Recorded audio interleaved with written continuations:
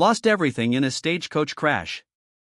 Then a buffalo hunter found her and the stagecoach jolted over a ridge of broken earth. The wheels groaning under the weight of passengers and unsaid truths. Inside 6 travelers rocked with every bump, each one tangled in dust, sweat, and something heavier. Silence. Clara Whitmore sat with her back straight, gloved hands clenching the edge of her seat. Her hat was askew, but she made no move to fix it.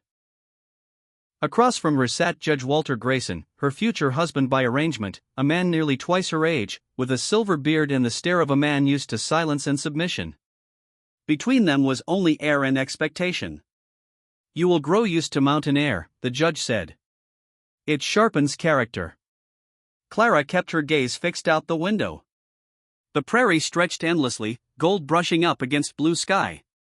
Is that what wives need most in the Rockies? Sharpness. His lips twitched. Obedience helps, but sharpness endures. Next to the judge sat Reverend Claiborne, thin and worn from travel, hands folded over a battered Bible. He tried not to look at Clara, but worry danced in his eyes. Beside Clara, an older black man named Jeremiah Thompson rubbed his knees. A freed man with papers tucked in his boot and a dream of land in Colorado. He offered Clara a nod, which she returned with effort. At the rear of the coach, Mr. and Mrs. Lahen, the coach owners, whispered in German. Their horses had been tired for miles, and they knew storms came faster than telegrams out here. Clara turned to the Reverend. "Do you think God cares?" If a woman marries a man she does not love, the Reverend cleared his throat. God sees the heart. But he also watches the choices we make when our hearts ache. Judge Grayson cut in. "This isn't about heartache. It's duty." Your father agreed. And the contract is lawful. You get comfort, protection, legacy. Clara laughed without humor. "And what do you get, Judge?" He looked her in the eye. "Peace at last." Suddenly the coach jerked violently. Mrs. Lohan screamed. The horses neighed in panic. From outside came a sound like thunder. Not from sky but from earth. Bison. Mr. Lone roared from the driver's perch. "Get down! Get down!" Too late. A stampede of wild bison thundered over the rise. Their massive forms a blur of muscle and fury. The lead horse reared. The stagecoach tilted. Wood cracked, wheels splintered. The world became a spinning scream. Clara's body slammed against the side. Glass shattered. She tumbled, weightless, then crushed under something heavy. Blackness swarmed her vision. Screams blurred with hoof beats. Then silence. Wind passed over the field like breath. Bodies were scattered. Wood smoked. A wheel turned idly in the dirt, squeaking once before stopping. Somewhere beneath a cracked beam, Clara Era lay still, her hair matted with blood, her white dress ripped across the bodice. One hand was clenched tight against her chest. Inside that hand, still was the gold ring she never got the chance to wear. The herd had moved east, leaving broken soil and bone in their wake. 100 shadows had thundered across the prairie that morning, and John Two Birds followed them like a ghost, silent, careful, distant. He did not hunt like the white men with rifles for trophies and ledgers for profit. He hunted for meat, for ritual, for memory. He was half Lakota, half something else. His skin marked him too red for towns, too pale for councils. His mother called him John. His father, before the news, called him Thunderwalker. The name meant nothing now. He stopped when the wind changed. Smoke, not the kind from firewood, the kind from splintered axle grease and blood. John crested her eyes, crouched low. Below, among trampled grass and broken wheels, was what remained of a stagecoach. 6 bodies, 1 torn bonnet, a horse's hind leg still twitched. He moved closer, bow unslung, scanning for danger. The coach had been torn apart. He saw a preacher's collar soaked with red. A black man with a crushed arm, a woman, white, older, face frozen in fear. John's jaw clenched, and then beneath a cracked beam, movement. At first, he thought it was wind. Then her eyes opened, wide, wild, white-rimmed like a calf caught in a snare. Her face was streaked with dirt and blood, her blonde hair matted and tangled across her mouth, but she breathed barely. He stepped back, his heartbeat hammered. She was white, alive. That was dangerous. He had seen what happened when men like him were caught near women like her. His father, a quiet craftsman, once helped a stranded settler girl after a river crossing. 2 weeks later, he was hanged outside of Dodge City. No trial, no mercy, just rope and fire. John took another step back, but then she looked at him, not just with fear, with something raw, desperate. The way a creature looks when it knows death is near, but refuses to lie still. Her lips parted. Please. The word was broken, more air than voice. John cursed beneath his breath. He looked over his shoulder. The plain stretched empty. No riders, no lawmen. Still, he hesitated. He could leave her. No one would know. She would die by sundown, her body claimed by coyotes or vultures, and no one would blame him. But as he turned, her eyes followed, pleading, clinging, as if he were the last solid thing left on earth. He sighed. Damn it.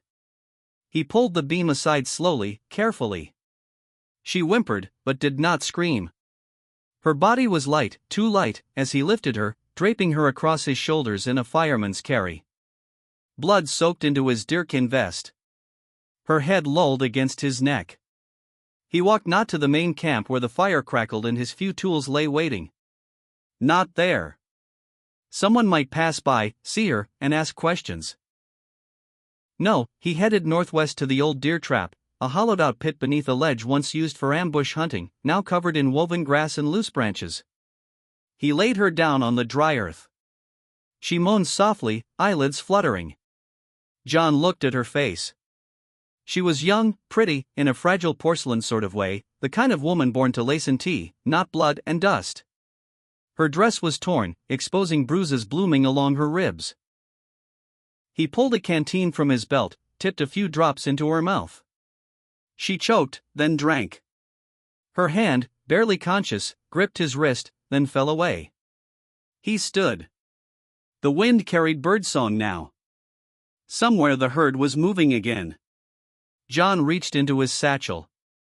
From the bottom, wrapped in a strip of cloth, he pulled out a small wooden necklace, a ring of smooth pine beads, once a toy. His sister Leia carved it herself before hunger took her at 9 winters old. He hesitated, then set the necklace beside the woman's curled hand. She won't understand, he muttered to the wind. But maybe the spirits will. Then he turned, climbed the ridge again, and vanished over the hill. Below, in a hunter's hollow, a girl named Clara breathed shallow but steady. Beside her lay a necklace no white woman had ever worn, and the faint scent of buffalo and pine. She woke to the scent of ash and earth. Clara Whitmore's eyes opened slowly, her lids sticky with dried blood. Overhead, sunlight leaked through a patchwork of branches and leaves. She was lying on something scratchy, wrapped in a blanket that smelled faintly of smoke and animal hide. Her first thought was pain. Her ribs ached. Her throat burned. The second was fear. Where am I? She sat up too fast. The world swayed. Her hands fumbled at her waist where her corset had once been gone. Her dress was still on, though torn and stained. Her boots were muddy. One lace snapped. The ring, still clenched in her left hand, pressed a deep red circle into her palm. Then she saw him. A figure crouched a few yards away, half in shadow, sharpening a bone knife. He wore deer skin, his long black hair tied back in a leather cord, a Lakota, or at least half. His face was unreadable, calm like stone. He did not look up.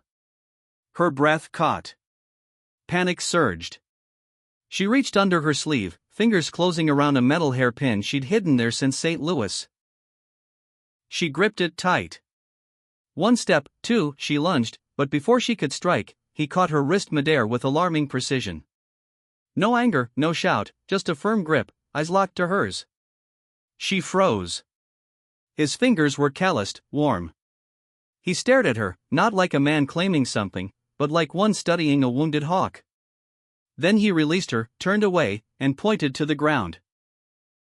It was then she noticed the cleared corner of the pit, a folded blanket, a tin cup, a bowl of cold cornmeal mush. Steam no longer rose from it, but someone had made it for her. He didn't say a word, just gathered his tools and climbed out of the pit, his boots crunching the dirt. Gone. Clara collapsed back, her heartbeat hammering. Was she captive, a prisoner? Was he waiting for her to grow weak before something worse happened? The hours passed. She didn't eat the first bowl. But the second day, when he came again and placed another near her bedroll, without looking at her, she tasted it. Gritty, bland, but warm, sustaining. He left a flask of water, a strip of cloth for her head. Still no words. The third day she asked, "What do you want from me?" No answer. He pointed at his throat, then gestured in a wide arc, meaning either he could not speak or chose not to. She frowned. "You saved me." "But why?" He did not respond. He drew something in the dirt. A buffalo with a cross through it. Then the word wait. She did not understand. Days passed. She slept. Aid watched him. He never entered the pit while she was awake. Sometimes she saw him across the ridge, watching the horizon with a long bow slung across his back. He moved like wind, quick and quiet and hard to follow. Still, he never heard her, never spoke, never even looked at her too long. One night she dreamt of the stagecoach, of her mother's hand slipping from hers, of wheels splintering, of the judge's voice yelling her name. She woke screaming, clawing the dirt, "Mama! Mama!" No one came. She cried until her throat was raw. By morning, the sky had turned cloudy. Thunder rolled somewhere far off. When she sat up, wiping her face with her sleeve, she saw it.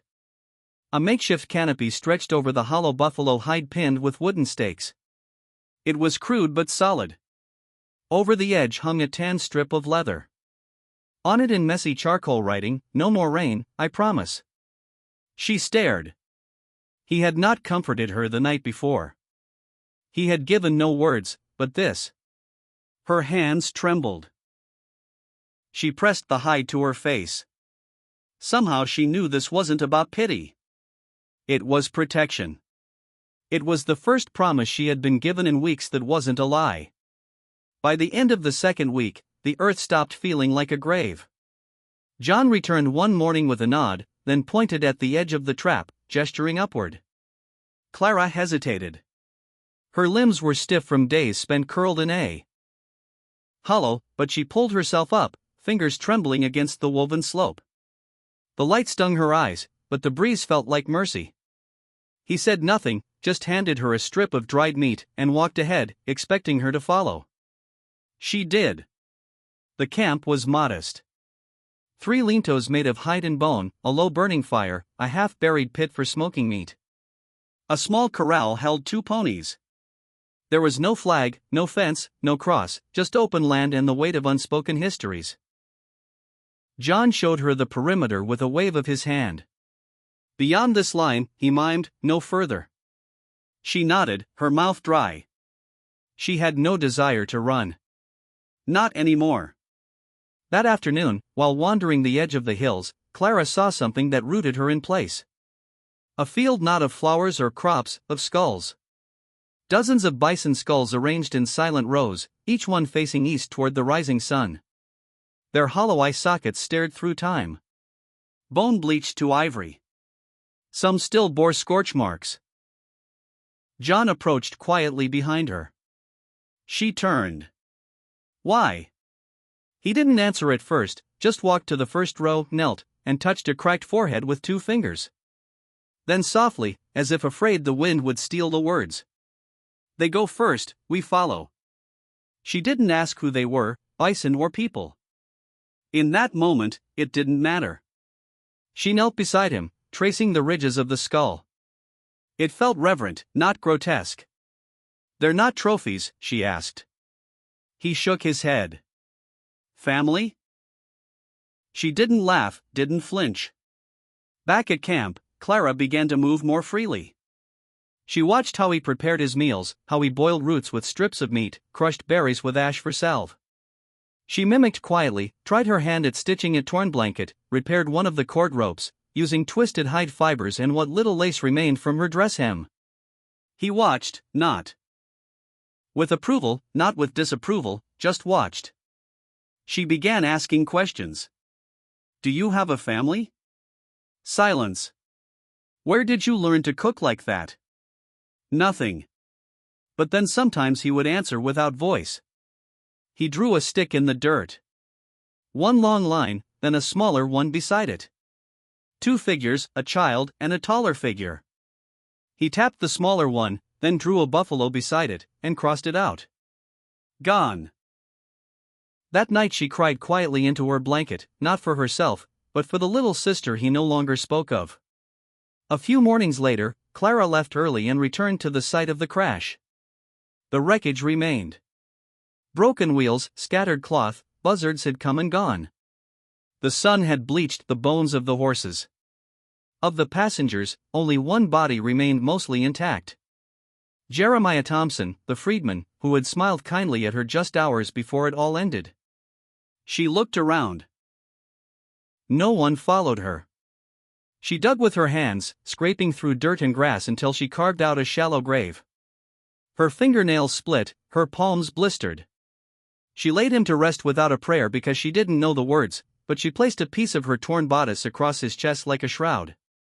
When she returned to camp, dirt under her nails and blood on her knuckles, John said nothing, but his eyes lingered on her face longer than they ever had. That night, he placed a second bowl of stew beside her plate and whispered, "Thank you." 2 words. The first she'd heard from his lips since the day they met. It wasn't a language, but it was enough. Clara bent the pine branches carefully, threading them with strips of bark to hold the frame. Her hands worked slower now, more purposeful. She knew how to brace the lintel against the wind, how to pack the mud between the stones to keep out the rain. It was not much, a shelter the size of a wagon bed, but it was hers. She had made something. John stood at a distance sharpening his knife, but every so often he glanced her way. When she was finished, Clara ducked inside and emerged with a tin kettle. She had found the root of a wild herb near the creek bed, bitter, but safe, and now she steeped it in boiled water over the fire. The smell was sharp, earthy. She poured 2 cups. "Here," she said, offering one. He hesitated, she added softly. "It's not poison." A flicker of a smile. He took the cup and sipped. His brow furrowed. "It's bitter," she admitted. "But it warms your throat." John nodded, then sat beside her by the fire. They didn't speak. The fire crackled, wind whispering through dry grass beyond the ridge. Somewhere in the dark, coyotes howled. She looked up. "I'm leaving in the spring." He didn't react. "When the snows melted," she continued, "I'll find my way back to a town, maybe Helena, or even farther." Still nothing. She looked at him. "Aren't you going to ask why?" He stirred the fire with a stick. "I don't ask what people already decided." She leaned forward. "You don't even want to know what I'll do when I get there." He shrugged. She studied him a moment longer, then looked away. "I'm not going for safety. I'm going to see if I still want the world I came from." The next morning, she was gone. John found the lintel empty, the blankets folded, the fire cold. He stood there a long time, his hands loose at his sides. Then he turned back to his work. But 3 hours later, he heard footsteps. She stood at the edge of camp, cheeks flushed, hair tangled by wind. "I made it half a mile," she said. "Then I realized." She dropped her pack. "My friend is living alone in a world full of ghosts. I won't leave him like that." He stared. She stepped closer. "You hunt animals that are nearly gone. You speak to skulls. You sleep where your family used to laugh. You're not surviving. You're burying yourself with them. Silence stretched. Then his voice low and cracked. I'm not a good man. She didn't flinch. I don't need a good man. He blinked. I need a real one. He looked away, jaw tight. Because I'm not good either. I was going to marry a man I didn't love. I stood by while others suffered. I let my fear tell me who I was. She crossed the distance. But I'm not afraid anymore. John said nothing, but he sat beside her that night, closer than usual, their shoulders nearly touching. Neither spoke of tomorrow, because for the first time, both of them had chosen to stay. The smell came first. Iron, grease, and cheap whiskey. Riding on a shift in the wind. John Twards tensed, his nose to the breeze, eyes narrowing. He moved soundlessly up the ridge near the camp and crouched in the tall grass, fingers trailing along the bough slung across his back. Below, 6 riders were making camp near the creek, where the cottonwood stood like guards with skeleton arms. Their horses snorted and stomped the mud. Men shouted to one another, tossing gear, laughing harshly. One man kicked a crate open, revealing rifles. Another dragged what looked like a rolled hide, dark and slick with old blood. Clara joined him quietly. She followed his gaze and froze. Who are they? He didn't turn. Hunters. What are they hunting? He pointed. One of the men was tossing a skinned bison tongue into a skillet. Grease hissing. They kill for hide. For sport. Leave the rest to rot. Clara's stomach twisted. That's slaughter. They call it progress. She shivered despite the warmth of the evening sun. From below came more voices, jokes, slurred threats, cruelty masked as laughter. Got myself 4 just last week. One said, bet I can beat that by Friday. Another added, heard there's still a few redskins out here. Might bag one of those, 2 laughter. John's jaw tightened. Then came a sharper voice.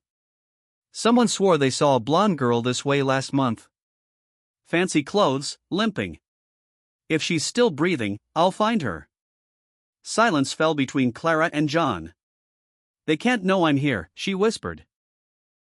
They won't, he said. But if they see you, they'll see me. And if they see me, I won't walk away. That night, they made no fire. John rolled up the lean-to.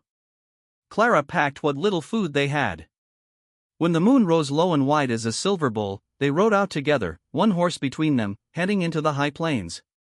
No one spoke. The hooves moved slow across cracked earth, skimming over the shadows. Clara clung to Jay's waist, heart pounding. Every crack of twig, every distant coyote howl set her nerves on edge. After hours of riding, they reached a place where stones erupted from the ground like broken teeth. John dismounted, led the horse to a natural split in the rock, and ushered Clara inside. The cave was small but dry, hidden well from the open prairie. Faint paintings lined the walls, buffalo, sunbursts, a woman kneeling beside a fire. It smelled of dust and time. This was your home, she asked. My mother's, he said. Before the army came. She'd come here when she needed to dream. They lit a small smokeless ember with flint and dry moss. John placed it near a pile of ashes in the far corner, bones wrapped in doeskin, undisturbed. She died in winter, he said. No food, no firewood left. I burned what we had then. Burned her. Clara sat beside him, her voice small. I'm sorry. She wanted to stay with the land, so I brought her here. For a long time, neither moved. The fire crackled low, casting gentle waves of gold on the stone walls. John reached into his coat and unwrapped a small carved figure. It was a bison worn smooth at the edges. She gave me this when I was little, said it carried strength. Clara held out her palm. May I? He placed it in her hand, her fingers closed around it like a prayer. You should keep it, she said. He shook his head slowly. It's helped me enough. She looked at him then, not with fear, not with gratitude, but with understanding. The kind that came only when you had nothing left to lose, but your truth. I was going to marry a man who traded silver for obedience, she said softly. He never even asked what I liked to read. My father said love came later. Did it? John asked. No, she said. It didn't come at all. They sat in silence. Outside, the wind howled through the canyon stones. Coyotes called far and sad. John looked at her. You should sleep. I can't, she said. Not with ghosts that loud. He leaned closer, his forehead resting lightly against hers. Then don't sleep. Just stay. Her eyes closed, lashes damp. I don't need safety, she whispered. I need truth. He didn't kiss her like a lover in a fairy tale. He kissed her like someone who had never known if tomorrow was promised. Their lips met slowly, drawn together, not by lust, but by a shared ache, the ache of being strangers in their own skin, of losing too much too young. It was not a kiss of salvation, but of survival. When they pulled apart, the fire was nearly out. She leaned into him, her head resting on his shoulder. He whispered one word, home.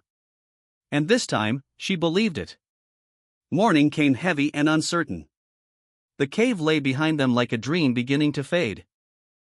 Clara stood near the trail, the carved bison figure still warm in her hand. Her mind raced through everything they had shared in silence. The loss, the firelight, the trembling breath of a kiss. But the real world was coming, riding on hooves and suspicion. I need to go, she said.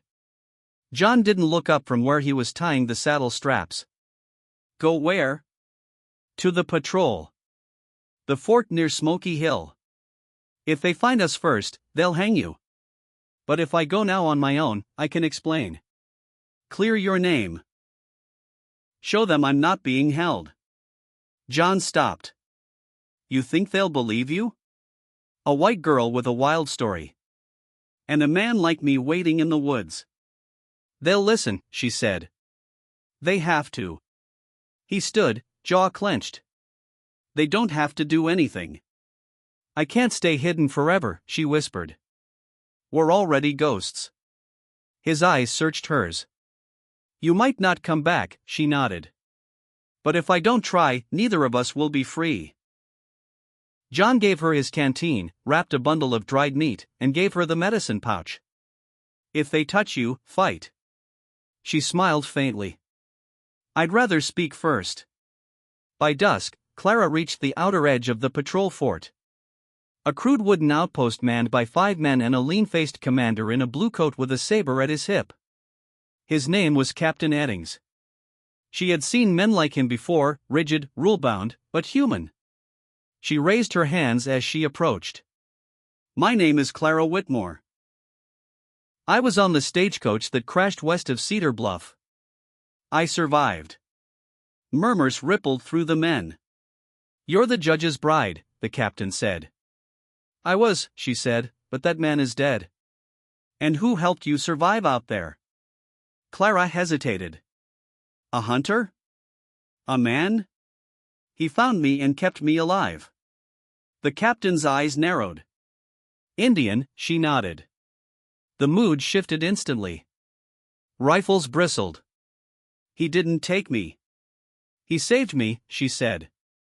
If not for him, I'd have frozen, starved, or been found by the trappers who spoke of worse. The captain crossed his arms. And now I came to ask for his safety. He didn't kidnap me. He didn't harm me. One of the soldiers stepped forward. That ain't what the papers said. Missing white woman. Suspected red abductors. Clara stiffened. He's not red. He's both. And I'm not missing. I'm here. Captain Eden's voice sharpened. You let him here. Before she could answer, a shout rang out. From behind the treant, John stepped into view, hands raised. Clara spun around. No. He walked slowly, unarmed, eyes steady. She didn't lead me. I followed to keep her safe. On your knees, a soldier barked, gun raised. John obeyed without resistance, dropping to the ground. Clara rushed to him, shielding his body with her own. Don't you see? He could have run. He could have killed. He didn't either. The captain frowned. Law says any man aiding an escaped woman. She wasn't escaping, Clara shouted. She was surviving. Even so, he said grimly. Where to escort you back, both of you? Pending judgment. Clara's hands trembled. She reached into her pocket and drew out the wedding ring, the one she had clung to, even beneath broken wood and blood. She held it up, then hurled it to the dirt. This is the life that was chosen for me, but not the one I choose. Silence rippled outward. I choose him. I choose freedom, not ownership. She turned to the captain. If saving me is a crime, then lock me up. I'll share his cell. No one moved. The captain's face darkened with conflict. Then he nodded to his men. Lower your rifles. But, sir, I said, lower them. The soldiers obeyed, stunned.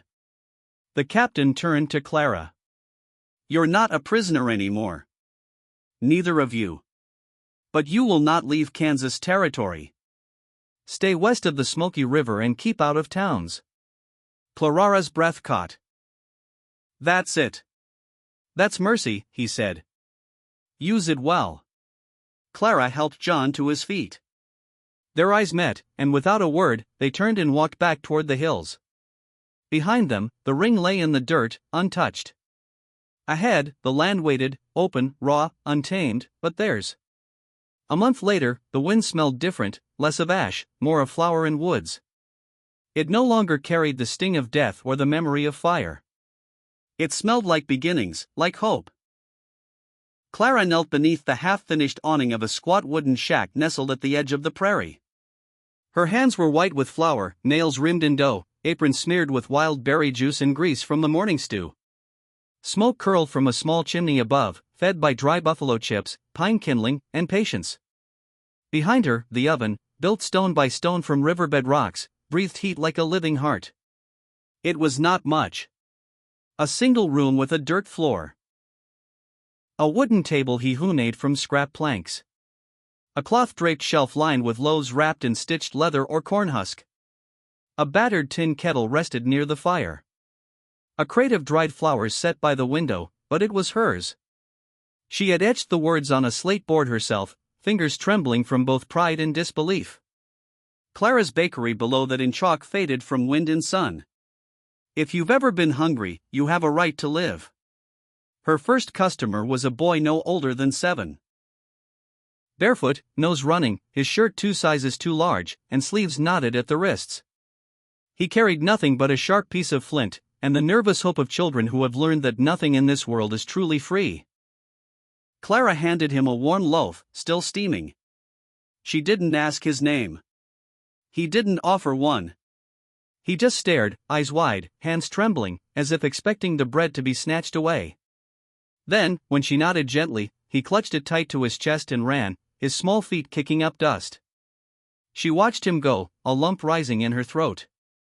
A few yards away, John leaned against a cedar post he'd helped set that morning. He chewed a strip of dried venison, one hand resting on the hilt of his knife, the other shielding his eyes from the sun. He wore a worn buckskin vest, the color of old oak, with his bow strung across his back and a fresh kill tied to the saddle of his mare.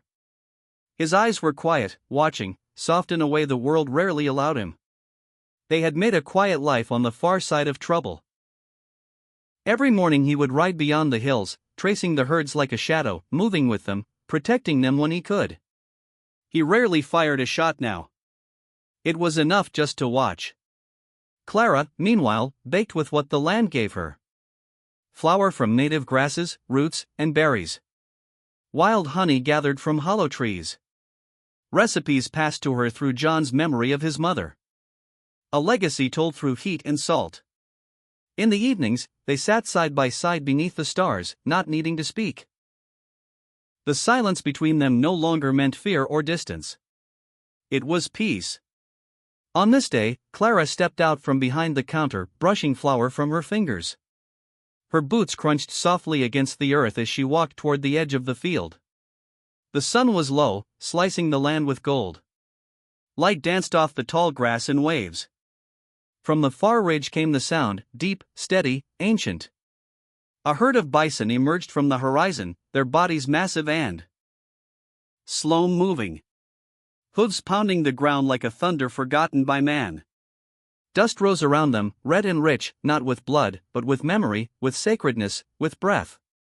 Clara froze, caught in awe. Then a hand found her back. Strong, rough, familiar. He did not speak. He never had to. His presence was enough. She leaned into him, eyes still fixed on the living tide. "They're coming back," she whispered. He nodded, voice low. "They always were. We just stopped looking." She turned to face him, her smile trembling. "You see it, too?" His eyes were full. "It's not over." "Not yet." "No," she said, tears streaking through the flour on her cheeks. "But it's beginning." The herd passed, and with it the dust rose into the evening light, swirling like fire, but soft, unthreatening, no longer the dust of battles or graves. Just dust, just wind, just life. Thank you for riding with us through the wind-carved plains and quiet firelight of dust on the back of the bison. If this story stirred your heart, if it reminded you that love can rise even from wreckage, from silence, from survival, then don't let this be the last trail we travel together. Subscribe to Wild West Love Stories to hear more timeless tales of forbidden love, loyalty, and lawless lands, and the kind of hearts that defy bullets and bloodlines. Every story we tell is a reminder that even on the frontier where life was rough and love was rare, it still found a way. Until next time, partner, keep the fire burning.